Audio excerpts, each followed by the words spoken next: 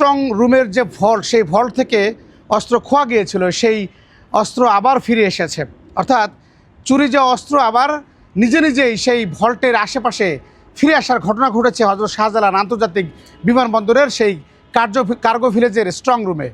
সেখানকার ভল্টে যে নিরাপত্তা থাকার কথা, সেই নিরাপত্তা একেবারে দৃশ্যমান ছিল না। এবং এখন পর্যন্ত আমরা বলতে পারি যে এই ঘটনায় যে 20 সদস্যের তদন্ত কমিটি করা হয়েছে এবং তাদেরকে 3 দিনের সময় বেঁধে দেওয়া হয়েছে। ঠিক যেভাবে আমি আপনাকে দেখাচ্ছি যে আমি বিমানের যে চেয়ারটিতে বসে আমি স্বাভাবিকভাবেই নিচে নেমে এলাম, আবার যদি আমি এটা দিয়ে উপরে উঠতে চাই, ঠিক আপনারা দেখবেন যে এই যে চলে যাচ্ছি, ঠিক একই স্টাইলে সেই ভল্টে অস্ত্র খোয়া গিয়েছিল, আবার এভাবেই কিন্তু সেই অস্ত্র ফিরে এসছে। অর্থাৎ বলা যায় যে একেবারে পায়ে হেঁটে, মানুষের অস্ত্রে পা না থাকলেও কিন্তু সেই হেঁটে হেঁটে অস্ত্র চলে এসছে আগের জায়গায়।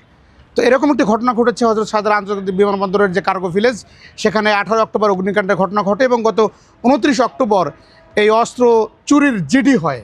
এবং আমরা দেখলাম 20 দিন পর 19 নভেম্বর সেখানে যখন কাস্টমস এবং বিমানের কর্মকর্তাদের নিয়ে সেখানে একটি কমিটি গঠন করা হয়, তারা জানিয়েছেন যে পুলিশ যখন সেগুলো যখন যাচাই বাছাই করছিল এবং সেখানে মালামাল যখন খোঁজ করছিল, তদন্ত করছিল, তখনই কিন্তু তাদের কাছ থেকে সে অস্ত্র ফিরে পেয়েছে।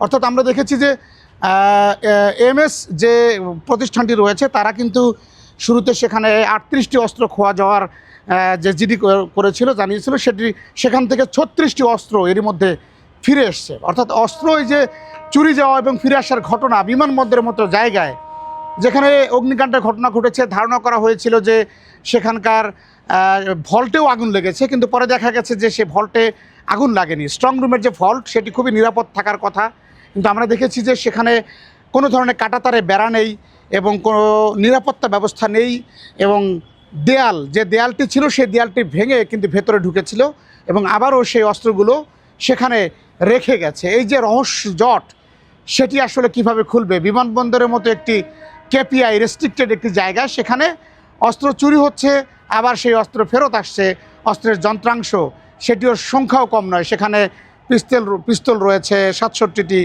ম্যাগাজিন 112টি, এবং এই যে সেখানে রাইফেল রয়েছে এবং এই ধরনের একেবারে মারণাস্ত্র আমরা যদি বলি, লেথাল ওয়েপন, সেগুলো চুরি যাওয়ার ঘটনা ঘটছে অনায়াসে, কারো দায় নেই, এরকম একটি অবস্থায় চলছে বিমানবন্দর।